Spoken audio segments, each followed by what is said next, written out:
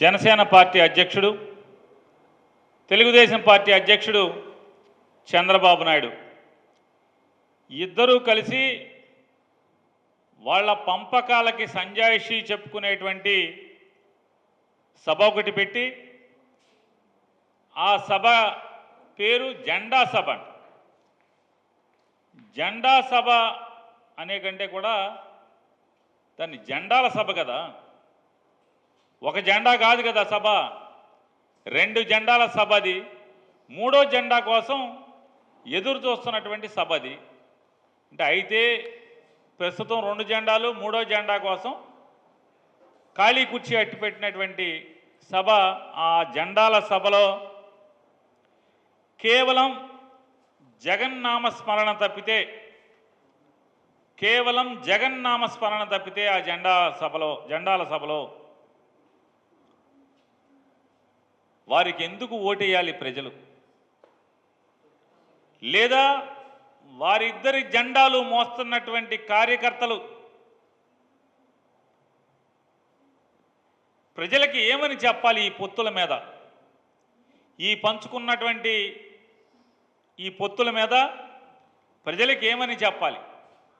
ఏమైనా దిశానిర్దేశం లేదా ప్రజలకి సందేశం? వారికి అధికారాన్ని ఇస్తే ఏం చేయబోతున్నారు, ఏం చేస్తారు, ఎందుకు ఓటు వేయాలో, వేస్తే వారు ఏం చేస్తారో ఒక్కటంటే ఒక్క మాట కూడా లేదు. ఆ ఊసే ఎత్తల ప్రజల క్షేమం, ఈ రాష్ట్ర క్షేమం, ఈ రాష్ట్రానికి వారికి అధికారం వస్తే ఏమి చేస్తారో ఒక్క మాట లేదు. జగన్మోహన్ రెడ్డి గారిని దూషించడం తప్ప. వీళ్ళిద్దరికీ అధికారం కావాలంట, పవన్ కళ్యాణ్కి చంద్రబాబుకి, వీరిద్దరికీ అధికారం కావాలంట. ప్రజలకైతే ఏమన్నా మేలు చేయటాకైతే కాదు, ప్రజలకి మేలు చేయటానికి కాదంట. జగన్ని, జగన్తో ఉండే వాళ్ళని దాడులు చేయటానికి.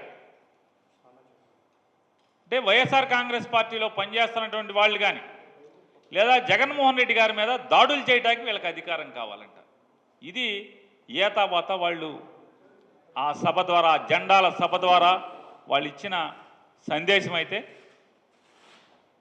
కనీసం 2014 నుంచి 19 దాకా చంద్రబాబు నాయుడు, పవన్ కళ్యాణ్ ఇద్దరి ప్రభుత్వం, ఇద్దరూ కలిసి అధికారంలో ఉండగా రైతులకు, మహిళలకు, విద్యార్థులకు, నిరుద్యోగ యువతకు, బీసీలకు, ఎస్సీలకు, ఎస్టీలకు, మైనార్టీలకు